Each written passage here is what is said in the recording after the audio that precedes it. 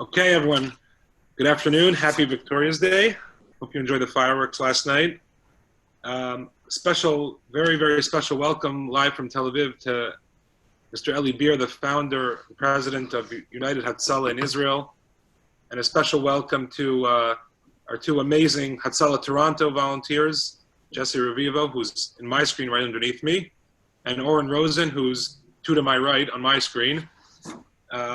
It's a real pleasure and privilege to have this event and to be able to share some words of inspiration from a man who's a real hero of the Jewish people and who himself underwent a very recent, really frightening episode. I don't know how else to describe it. And the recovery and especially the videos of leaving Miami and landing in Israel was just an incredible source of inspiration for the entire Jewish people. I mean, I was moved to tears when I saw that video, and then I was moved to tears again, Eli, when I saw your video when you made your Passover Seder, which you had missed because you were in the hospital with your family and the beautiful table. And I think, one of the most profound things I ever heard from one of my teachers, Rabbi Berkowitz, is that if you look at the book of Genesis in the Bible, it's the entire first of the 5 books of the Torah. It's very unique because you would think that all we would hear about is philosophizing by Abraham, by Isaac, trying for them to teach the entire pagan world about the reality of one God.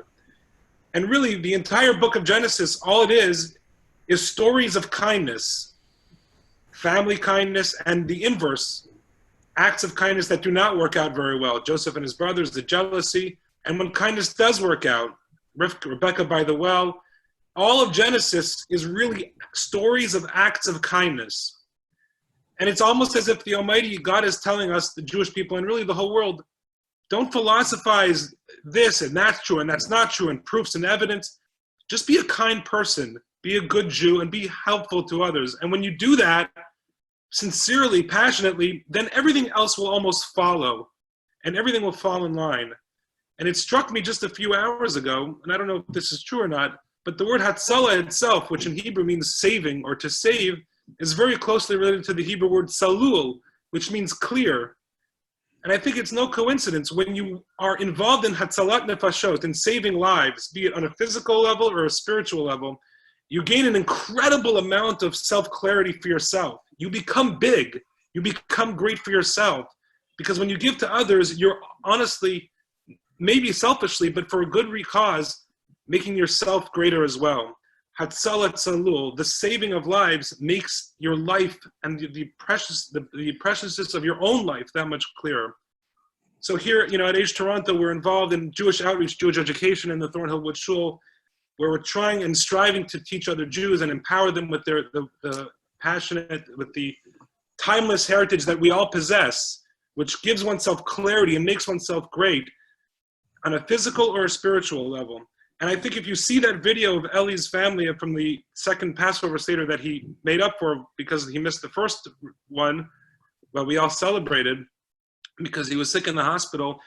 And he said that his daughter, Eli, this video was incredible, that you said that your daughter, who herself is a Hatzalah volunteer, ran out in the middle of the Passover Seder, which your family was celebrating when you were in the hospital, to deliver a baby. And so I think once you are involved in such kindness, it just trickles down. It flows like water to your family, to your environment, and one mitzvah begets another mitzvah, and the kindness just ripples and grows exponentially. And it becomes an inspiration to you, your family, and the entire Jewish people, to the point where Hatzalah is now a point of pride for the entire Jewish people. And of course, Hatzalah, what they're doing here in North America, what they've done in Toronto, and what Eli has done in Israel by founding this incredible organization. And the thing that I personally love is that the organization is not called Hatzalah, it's called Ichud Hatzalah, which means United Hatzalah. Because the point of just Hatzalah is not to save lives, which in and of itself is critical, but it's to unite and to bring everyone together under this banner of humanity, of brotherhood, of sisterhood. And of course in Hatzalah, in Israel, I'm sure as Eli will mention, there's all sorts of denominations, all sorts of peoples involved in Hatzalah in Israel. So without further ado, it's my distinct pleasure and honor, and I want to thank Eli on behalf of, I think I could say safely, the Jewish people for your inspiration. Thank God you're okay and you're in recovery there in Tel Aviv. And God willing, you should be able to go home to your home in Jerusalem soon. And also, it's a point of pride for me that I have two wonderful Hatzalah members of my congregation, Jesse Revivo, who's on now, and the president of my synagogue, Daryl Cohen, and Oren Rosen, who's a founding member of the Thornhill Woods Shul, which I'm privileged to be the rabbi of. And without further ado, thank you to the three of you for helping and participating. And I turn it over to Jesse and Oren to have the conversation with Eli Beer, the founder of United Hatzalah. Go ahead, gentlemen.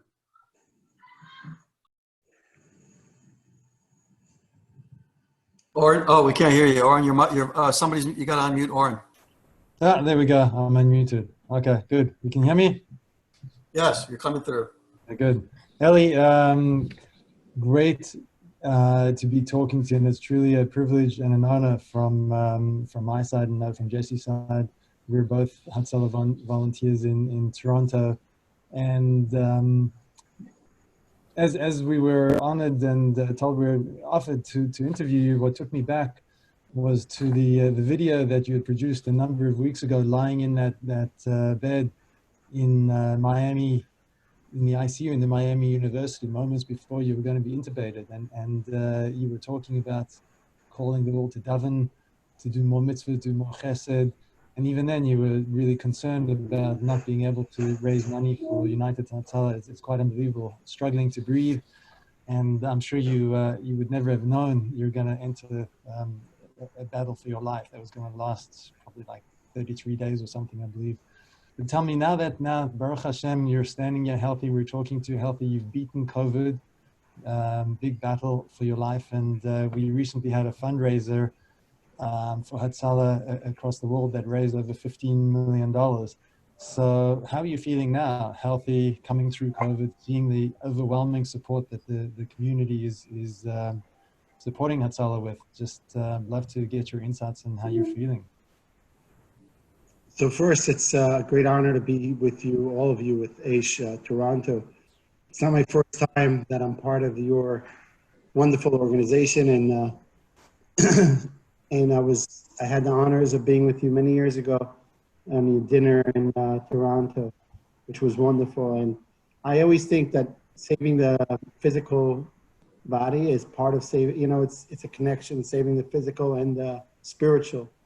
So you guys are busy saving lives too, so I'm really honored to partner with you.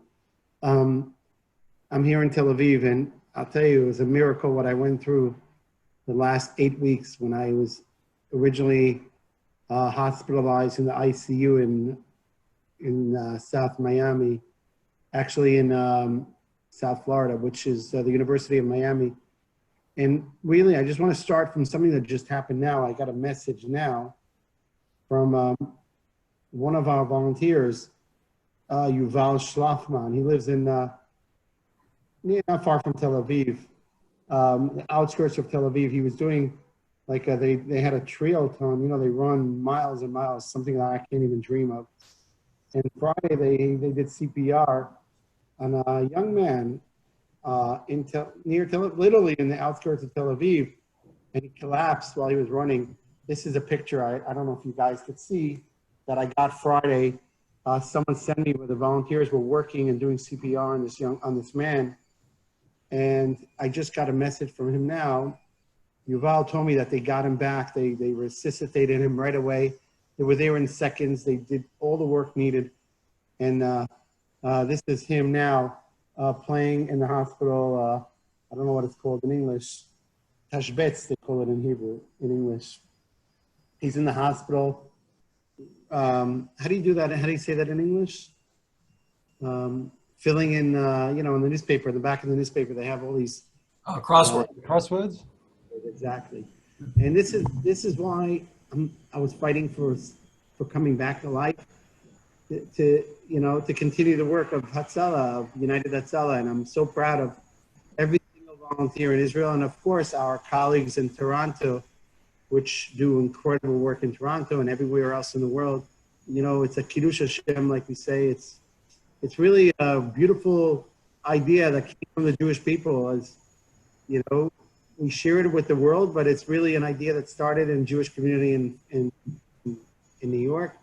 I had the honor to be part of the establishment here in Israel 32 years ago, and I was 16 and a half years old. And this is my life. when I was in the hospital, I never imagined that I would be in a fight for my life, my own life. I thought I'm just going to go in, they're going to give me a few medicines, and I'll be out right away. And 3 days after I got to the hospital, they come over to me and they say, "We're so sorry to let you know, but your situation is really bad. We have to medically induce you into coma." And I was shocked. I was totally shocked.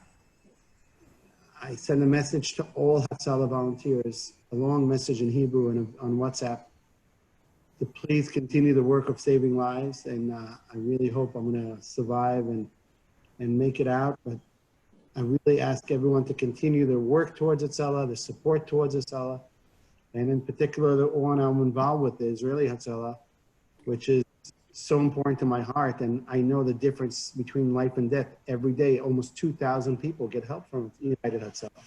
Almost 2,000 people every day get saved and helped, and it's so necessary that the people can continue. And even so, I knew the COVID-19 hit me and it could hit anyone else, and people continued working. And then when I heard my wife and my kids were continuing working on my behalf, saving and delivering babies and doing great things and chesed and many things. And I think that's the power I had to wake up and fight this terrible, terrible disease.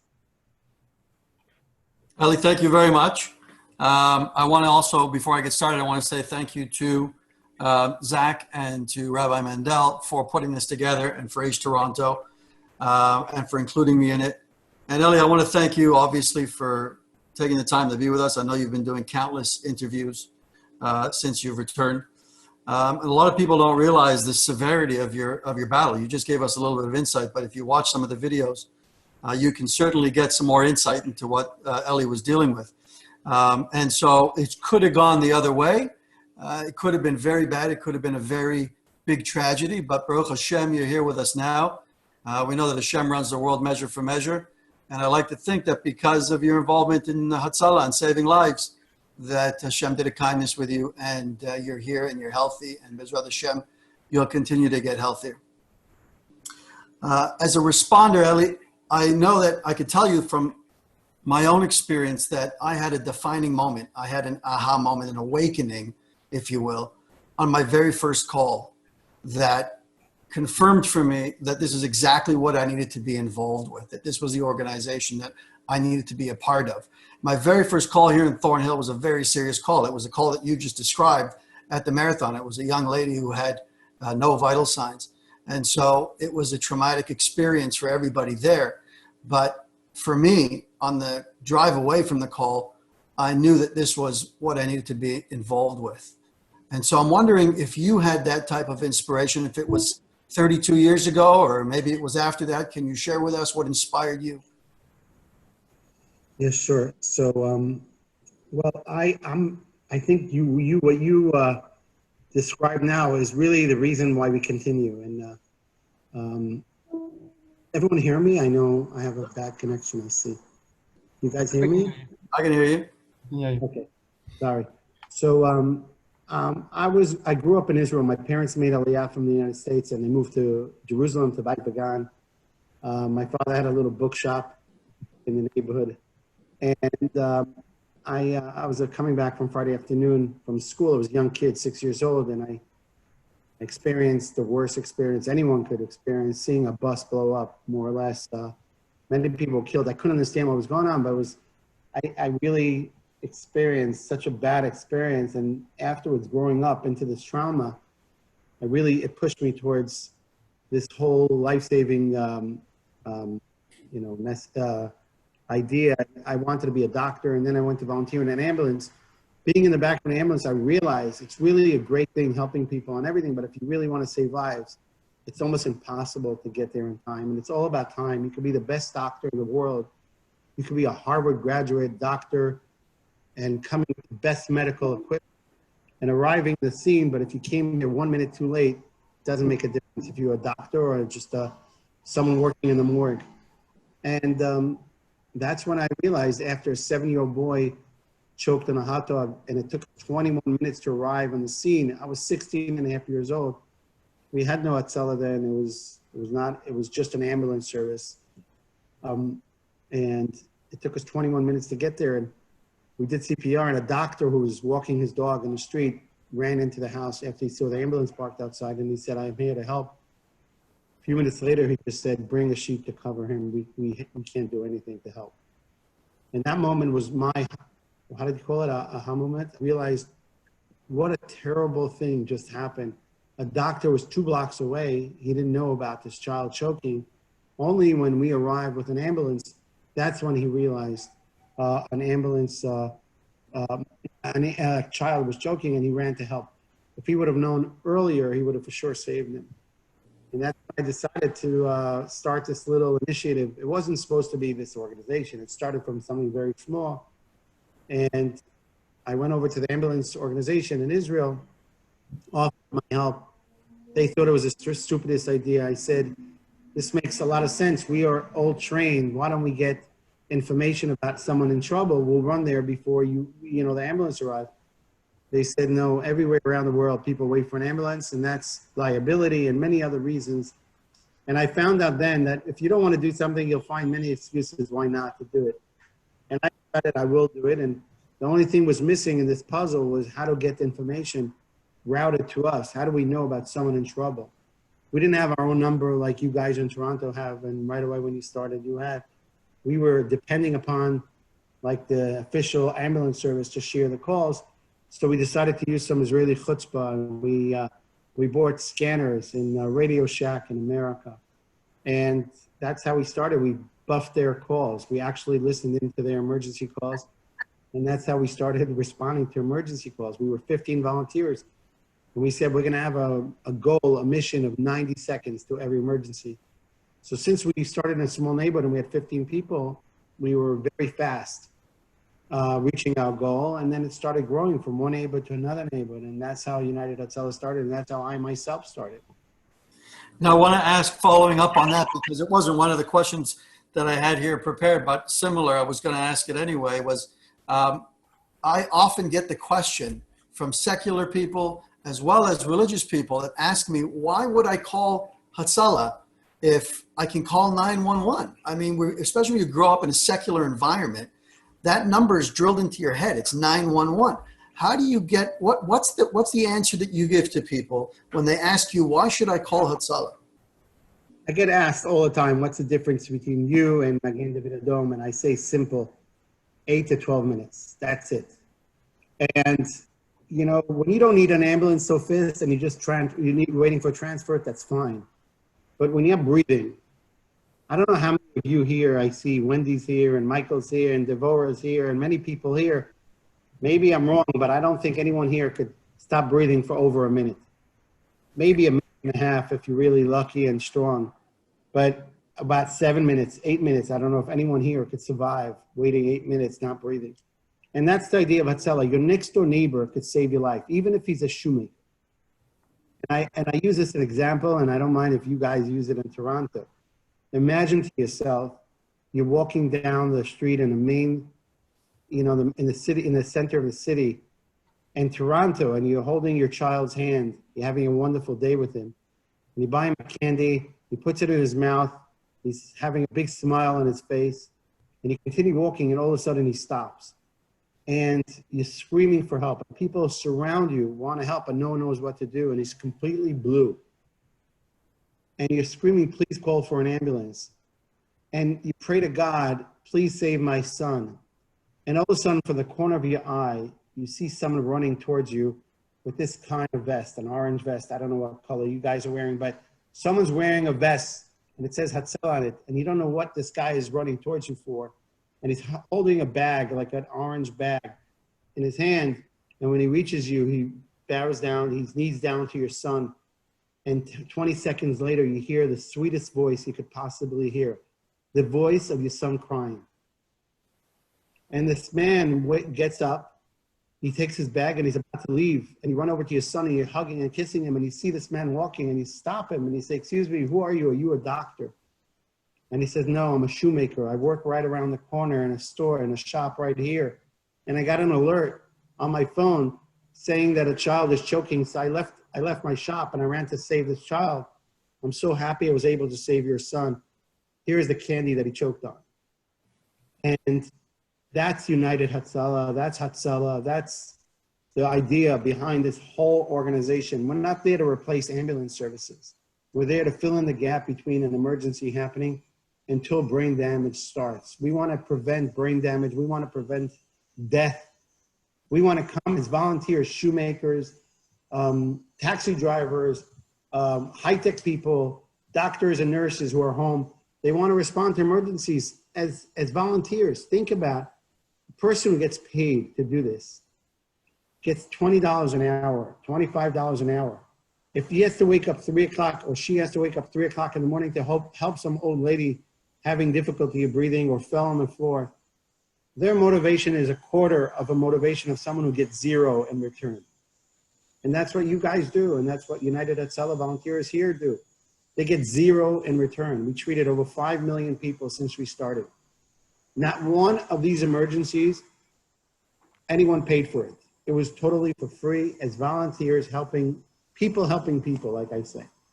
Peer to peer, it's a network of volunteers who just want to do life-saving work, and they're crazy like us. We're Meshuggah, as I always say. So that's the idea behind this. Yeah, it's incredible, and that's a great story, Eli. Definitely one to write down and use to justify that. Now, as you're going through, I mean, you're talking about 5 million people that you've touched. I know Hatzalah, United Hatzalah has got over 6,000 volunteers. So, I mean, to a certain extent, you're being very humble about yourself, because myself, like most others, joined the organization. We're passionate. We want to help out. You obviously have that same passion and drive, but you've taken it a step further. You've challenged the convention. So when you joined the ambulance service, you weren't happy with the type of care they were giving. So you broke out of that, had to create something different. And then even I know with the ambu-cycles, you were not happy with the response time. So you keep challenging these barriers and looking to take things to the next level, and have built this incredible organization. So what is it that's different about you? What makes you different, do you think? Well, we focus on one thing and one thing only. We focus in getting there in 90 seconds, not on the transport, not on how fancy the volunteers wear, not the ranks on the shoulders, nothing else besides how fast can we get there, and anything else that could help us to get there faster. If we could create drones to get us faster to the center of Tel Aviv or Jerusalem or Haifa fast enough, we will do that. And in order to do that, we were the first ones to create the ambi-cycle idea worldwide. Simple idea. You know, they deliver pizza and food within seconds to every home that needs it. I see them here in Tel Aviv with motorcycles, and they go through, traffic, and they get there quick enough. I always say every Israeli wants to make a few shekels before they travel to India or to South America, and they love traveling after the army. How do they make their money? From tips. Israelis don't just give tips because they need to give a tip. They give only if they get good service. So when they order food, they want it really hot and fresh. So I see these guys, they jump on these motorcycles with a big box in the back. They ride in between traffic. They hit a few people on the way, and they get there in 2 or 3 minutes. I said, this is the Israeli way of making some shekels from tips, right? If they could do that in seconds and arrive with the food, I'm not kidding you. I ordered food here in Tel Aviv. The other day, I ordered some falafel from a store here because you can't go eat anywhere. And my wife wasn't home. And minutes after, this guy shows up and gives it to me, and I gave him 20 shekel. That's the idea of coming quick because you want to earn something. Hatzalah, you want to save lives. When you volunteer in Hatzalah, you'll be very disappointed if you didn't get there fast enough. And you guys could be my witnesses. When you get the call, you don't wait till you comb your hair. You don't wait till you wear your nice clothing. You just run out on Shabbos, on Yom Kippur, on any day. You just run out wherever you are, and you get there fast to save this person's life. And that's all our focus, and that's why we're so successful. Ali, that was a perfect answer, because it leads me right into the next question, which is that as Hatzalah responders, we jump out of our beds in the middle of the night and we don't change our clothes. We run out to the call in our pajamas. And so we're not stopping to think about these things that, maybe other people would. So in saying that, this is really not an individual project. Hatzalah requires our families to be all in on this. And we're married and most of us have children and our radios are going off at 2, 3 o'clock in the morning. And like you said, sometimes we're going on Shabbat and Yom Kippur. We're on 24 hours a day, 7 days a week. And that can be very trying for not just the responder, but also our families, our children and our wives. And a lot of people don't realize that before you went into hospital with COVID, you were on a fundraising mission for many months, which kept you away long enough. And then you went into hospital and were quarantined for over additional month, which made it that much more difficult for your family to get access to you. I'm wondering if you could tell us, give us some advice, not only to the listeners, but to the responders and their wives and their families of what your wife and your children were doing to be able to get them through this. Well, I'm lucky because my wife, Gitti, is my second wife. She married me after I was married to Hatzalah.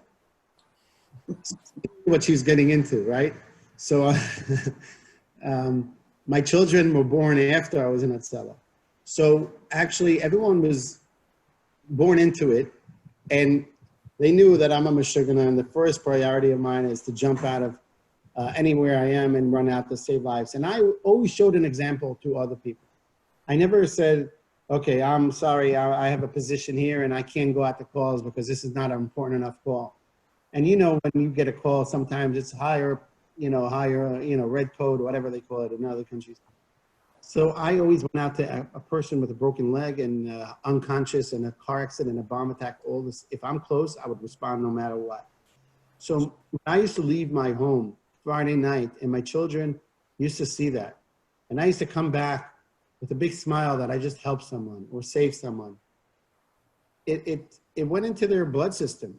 It's very contagious. If I would have smoked drugs outside of the home, some of them would have smoked drugs.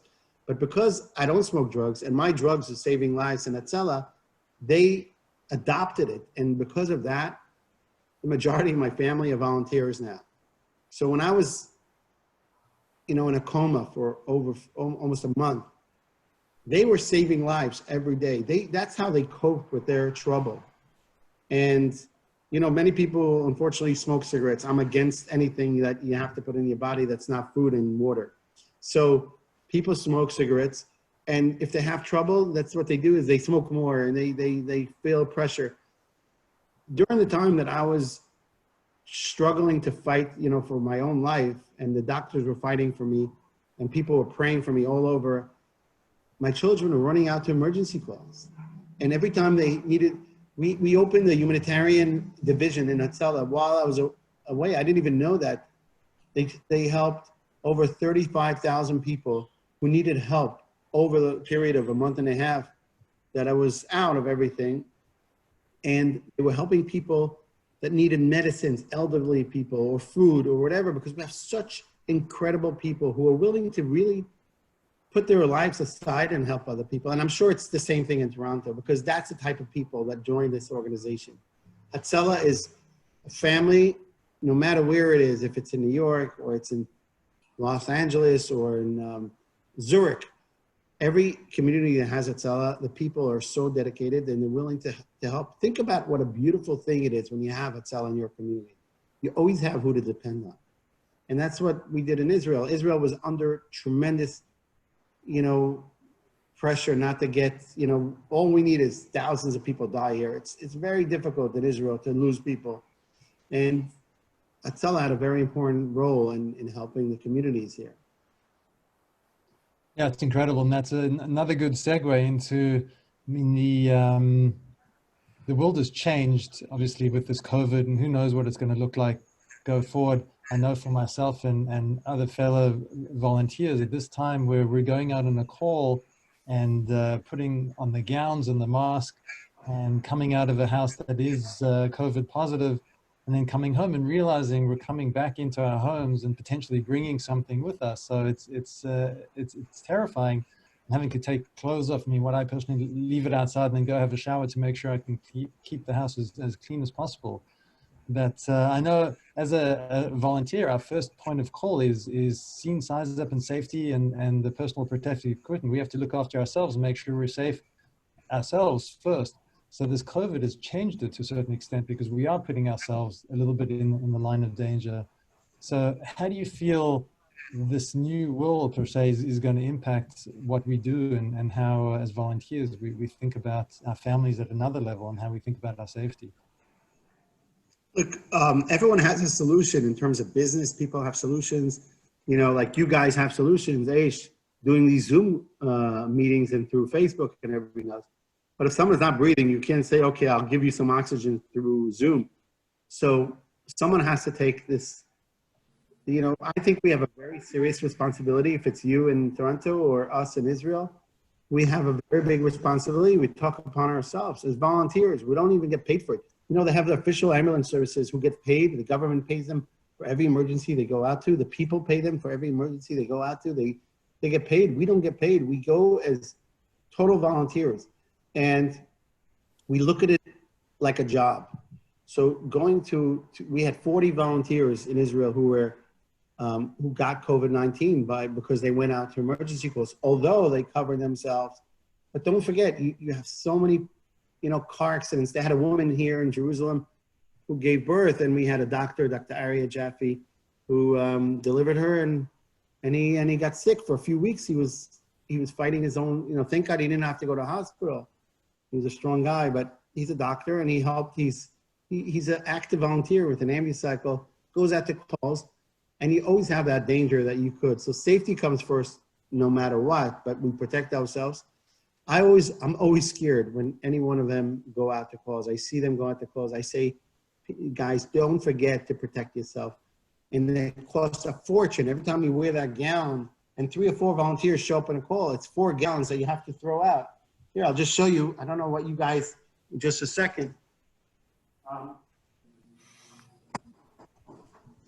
Sorry. These gowns, this is the gowns we give every emergency call. They have to wear this. They have gowns here, they have masks, they have the, you know, the N95 masks that you have, and they have instructions how to do it. And volunteers have to wear it on every call and throw it away after that call.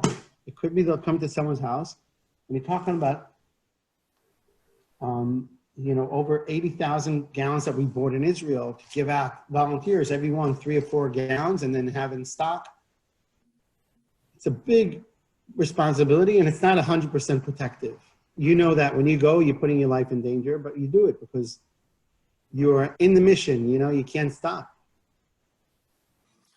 Eli, I know that we're going to be going to questions very shortly. We're going to open it up, I think, to people from the panel, from the audience, to be able to ask questions, I believe, in a few minutes. So this is going to be my last question to you. Oren may have another question.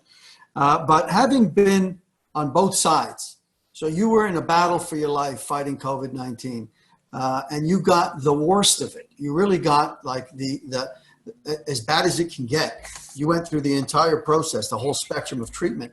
Whereas at the same time, a lot of us on this call may know people. I know I certainly do. I know entire families in my community that had COVID, and some of them didn't even know they had it. You know, they barely had a sore throat. They barely had a fever, and seemingly it was nothing for them. It was, you know, it was just a non-event.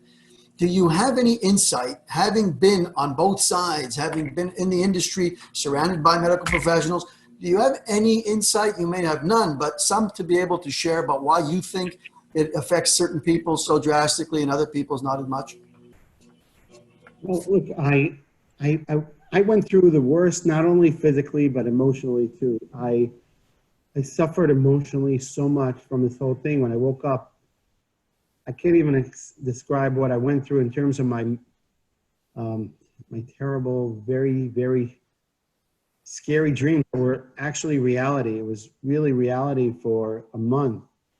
And I didn't show these videos, but I'm just going to show you how I looked like the day that I was in medically induced into a coma. I'm just going to show this. This is really, I'm trying to find. This is me the day they decided to put me into a coma. And then this is the day I woke up from 30 days after. Look at the difference between the weight that I went through. You know, this is me when they woke me up. And emotionally, I went through a terrible, terrible thing. And why did it happen to me? Everyone was asking me, why did it happen to me? You know, I'm involved with, you know, saving lives, and I'm a strong guy. I don't have any medical conditions at all. I'm 46 years old, which is middle age. I feel like an alta kaker, if you know Yiddish, but I am not too old. And I just think that, you know, everything is meant to be, and I have to take it as it is and learn from it. And I really, one of the things I took out of this whole thing is I never was in a position of someone who needs to be saved, who needs to be treated. And I realized how thankful I was to the nurse and to the doctors and to the person who came and cleaned up the room and cleaned the bathroom, and the person who came to clean me. I was 33 days laying, I couldn't even move, and then another week and a half in between, and I couldn't get up, I couldn't use the bathroom, and I realized what it is to be so delicate to other people's needs. And I said to myself, one of the things I'm going to take upon myself is to train our people a little more. And I know we always care about other people. We always go down to the eye level of the patient, no matter what. We never stand higher than the patient to make them feel comfortable. Now I learned to go even lower than the patient, to make the patients feel much more comfortable, to hold their hand, make them feel safe. I know what it is to be in that side now. I never felt it before. And I think as someone who was involved with so many thousands of emergencies, and I never really realized what it is to be in that side. And I think that wasn't the reason I got sick, but if I got sick already, and I'm not blaming anyone, I'm not looking for blaming who got me sick, but at least I got something out of it. And the last thing, I got something out of it, and I would love you to be my advocates about it. When I woke up in the hospital, I realized that the thing that was missing was someone to hold my hand and explaining, someone professional, a psychologist, or someone who is professional in helping someone cope with coming back to the world after you wander around the world and have bad miseries. So I actually think that I spoke to the University of Miami, and it was unbelievable, their response. This is an incredible hospital, which I'll always have gratitude for them. But they heard me, and they know I'm involved with medical stuff for many years, and they took it serious. And now every time they're going to wake someone from a coma and extubate them, take out their intubation, they will have someone professional helping that person. And I, for 3 days, was suffering a lot, not knowing where I was, and I was confused and everything. And I was scared of the doctors coming in or the nurses. I didn't know who they were, and they were hurting me or not. I'm talking openly because I think this is something that has to be talking about. And I said to them, the doctors, if you do this, this is going to be incredible. And I'll talk about to other doctors in other hospitals around the world to hold. I mean, I had one doctor, Maria, who came to me, and she realized my stress, and she was holding my hand, and she looked in my eyes, and she told me everything that I went through. And that's when I realized I'm okay. I'm in good hands. And that's something that's missing in most of the hospitals around the world. And that's something I learned from as well.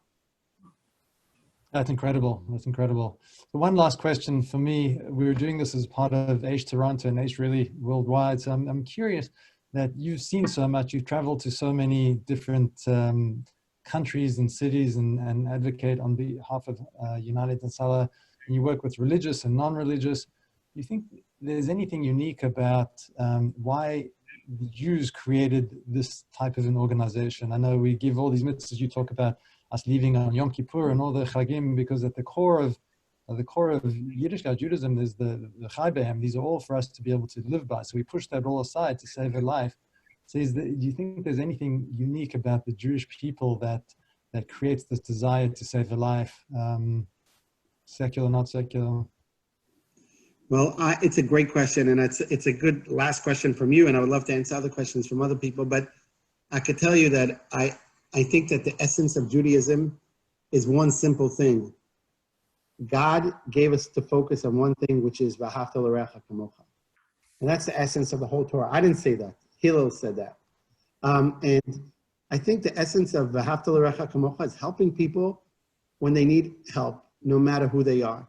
And I could tell you that when I woke up in the hospital, I was, as I told you, I was depressed. I was really, really depressed. First of all, finding out I wasn't home for Pesach.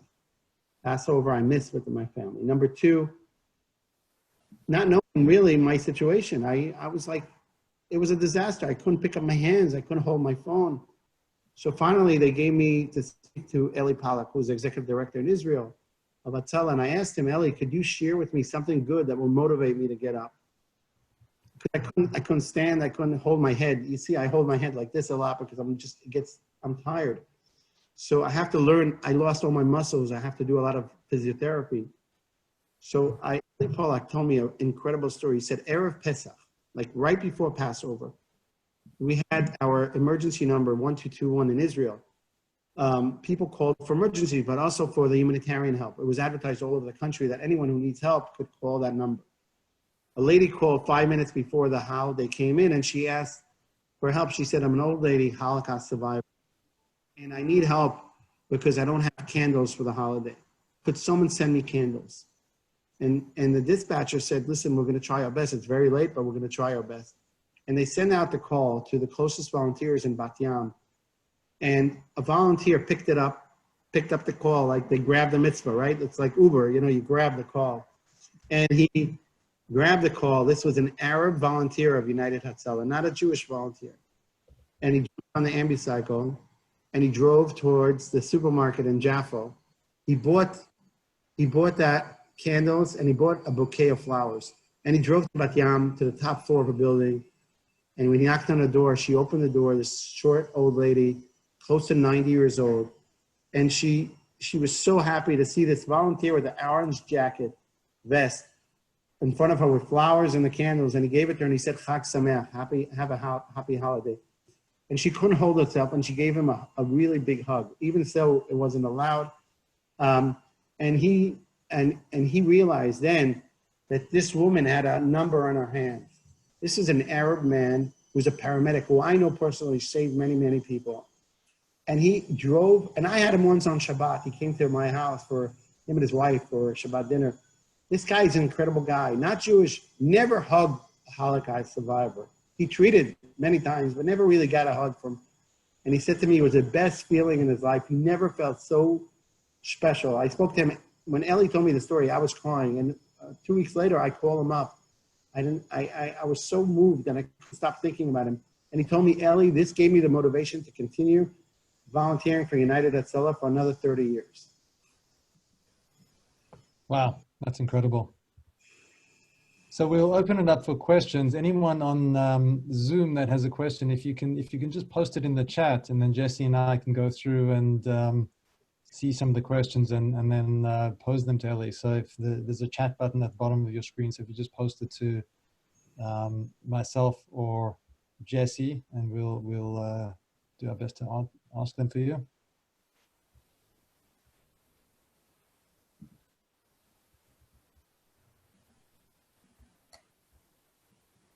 So there's a question that's coming up here, Eli. I think you touched on it already, but it's are there any female volunteers?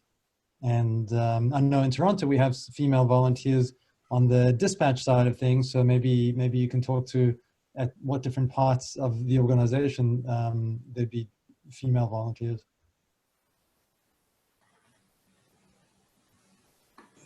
Okay, so in Israel we are spread all around the country, and we have 6,000 volunteers. I think about close to 800 are female volunteers in Israel, including my wife and my 3 of my daughters.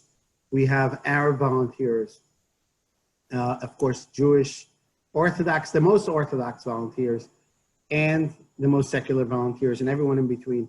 This is a Kiddush Hashem, and that's why we call this, like you said before, Ichud Hatzalah. So we're taking care of it. It's a huge organization, and we're taking care of all the needs that people need, and everyone who has a good heart to join. So I could just tell you that it just makes this organization very special, not only because of the life-saving mission, but also because of the Kiddush Hashem. I don't know how to say Kiddush Hashem in English, so you can help me out. Sanctification of Hashem's name. Yeah. So there's another question here saying, asking, what type of training does a person have to go through? I know we have our training program here in Toronto. Is it standardized around the world, or is there different training around the world? Well, we have very high standards in Israel because of the army and many other things that over the years the standards came higher. So we train, I think you have the same training more or less. Hatzalah always is EMTs. We don't have first responders. We have only EMTs and paramedics and doctors, nurses, of course. We don't accept anyone less than 200-hour training plus another 100 hours on a hospital before you actually go in the field. So it's a process of almost a year. Don't forget, it's not in one shot. You do it twice a week in the evening. That's how we do it. Because people have jobs, so they have to do it over a year about. It's a very hard process. Many people don't make it the first round. They have to wait to another test. I mean, it's a few tests that they have to go through. So once they go on the field, they know a lot, and they're not doctors, but they know a lot of every little thing. Like they know how to deliver a baby, and they know how to give an IV and help in CPR and everything. They know a lot of everything, a little of everything, which gives them ability to do the first aid work till they get to the hospital. I can also add to that as a responder, we have continuing monthly education. So we're always getting together as groups. We're continuing to polish up and perfect our skills. We also have emergency room rounds where we shadow emergency room doctors. We also have ambulance ride outs. So the training never stops. We're always upgrading our skills. So I got an interesting question here, Eli, that said, if you had unlimited funds, which would be very nice for all of us, and there was one piece of equipment that you could give to everyone, what would that be? I would do a defibrillator. I think that's the number one equipment that everyone needs, because you never know who's going to have a cardiac arrest next to you. The American Heart Association, which is like the Aish of medicine, right? So American Heart Association says that if you get to someone within the first 2 minutes of a cardiac arrest, you have a 90% chance of saving that person. And you need to come with a defibrillator. So my goal is to have every volunteer in Israel covered with a defibrillator. We have 6,000 volunteers, and we're growing. Don't forget, we have hundreds join every year, about 700. We're growing slowly, and some defibrillators get outdated. So this is one of the pieces of equipment which I think is the most important. But before defibrillators, I actually think the most important thing is having people who are trained everywhere. And that's one of the things I'm doing, and putting more focus on filling in the gap where people are we don't have enough volunteers. Eli, maybe I can ask you. I don't see another one on the group chat, but I did listen to a couple of interviews that you gave as you landed in Israel, just fresh off the plane, and you were still obviously in recovery and very weak, and you could see that you had the realization that the time away from your family had a big impact on everybody. And you'd made a couple of commitments to say that you weren't going to, you were maybe going to take a step back or shift your position within the organization or shift your focus at least. And then last week, I think it was, I saw you at the Kotel with the Chief Rabbi of Israel benching a Gomel, which was unbelievable. A lot stronger, a lot healthier. And then you said that you wanted to increase your efforts by 150% this year and 300% next year. So I'm thinking, I want to know where you stand. Are there changes coming, or is you still married to it? Okay, so great question. So I'll tell you, when I landed in Israel, I must say, I must punch in a little credit to Canada, because you're Canadian. Most of you, I think, are Canadian. So first of all, happy, is that Independence Day today in Canada? Victoria Day. Okay, so happy Independence Day for all of you. And Canada is a great country and a great friend of Israel. So kol hakavod to the country. But when I flew back to Israel on the plane, I had a doctor who helped start Hatzalah in Montreal, Zev Newworth. And he actually wasn't a doctor then. His wife passed away from cancer, and he was helping her during the whole period. And in the age of 40-something, he decided to go to medical school. So he's living in Miami now, much warmer actually than Canada. And he escorted me to Israel, and we went off the plane together. So just as a plug-in for Canada. So when I landed and people asked me what's my plans, I actually said I'm going to put some more time to my family. which I neglected for many, many years. My children are growing up. I didn't realize how fast they grow up. And I was traveling 80% of my time, traveling around the world. I was everywhere I could to promote Hatzalah, raise money for Hatzalah, give lectures about the organization. So that's one thing, but I'm also going to put more focus in Israel, making sure my vision of 90 seconds will be everywhere in Israel. And I must explain what 90 second means, and you'll understand me, anyone who's in Hatzalah. You need to make sure you always have a response for every emergency. I had a call right here across the street where I'm near the beach in Tel Aviv by a friend's apartment, and they had a call of a drowning man before. I mean, it took a minute and a half till I heard sirens. I looked out of the window. I couldn't go. Unfortunately, I really wanted to, but physically I couldn't go. And I saw a Hatzalah volunteer with an ambicycle jumping out of an ambicycle and running into the beach. It took a minute and a half. And that's the reason, because we have so many people. I have one city in Israel, actually two cities in Israel, where a lot of ultra-Orthodox Haredi people live. And there we are banned from bringing any more volunteers because it's down to 70 seconds. It's crazy. A person doesn't even drop on the floor and the volunteer is underneath his head and catching it. So we have so many volunteers almost in every building. It's so, everyone wants to be a Hatzalah volunteer. We have thousands of people waiting to join. We just can't join in that city. And one person who's bombarding the organization, he wanted to join in Bnei Brak. That's the city I was talking about. And we told him many times, you can't join because too many volunteers there. Eventually, months later, he calls and he says, I moved to Ramat Gan because I know you don't have volunteers here. He took his whole family. He relocated himself to another city because he wanted to join Hatzalah. Wow. And that's the beautiful part about this. People in Israel want to be part of something. And I know that I could help now that I'm better. And I realized how important it is to save lives and how every life matters for their family and for the people here. So I'm going to put more focus on making sure that all these spots that are bold spots, like I say, will be filled in. Yeah, that's great. I mean, so what I'm hearing is the 90-second vision that you talked about, it sounds like it's really a function of getting more volunteers. Obviously, every city in Israel use the ambucycles, but by and large, the more volunteers we have and get greater coverage, that's going to give us the position to be able to hit that 90-second mark across the board. Yeah, and it's really a function of training people. It's a process of a year. It costs a lot of money. It's about $10,000 US to train one person, equip one person, radio, defibrillator, bag, and everything else. So we do $700 a year. That's why I travel so much. I'm going to try meeting donors through Zoom now, just because it's easier and people got used to it. It's going to be a lot easier for me and my family, and hopefully we could get the financial aid that we need for training so many people. It's every year we have 700 people that we want to train, and then you have to insure them, and then you have to buy motorcycles. Yeah, a lot of our budget is a very big budget because we treat over 500,000 people a year. And these people, a lot of them are treated a few times a year. So it's actually 500,000 emergencies that we go out to, from heart attacks to bomb attacks and shooting and everything, because we cover the whole country.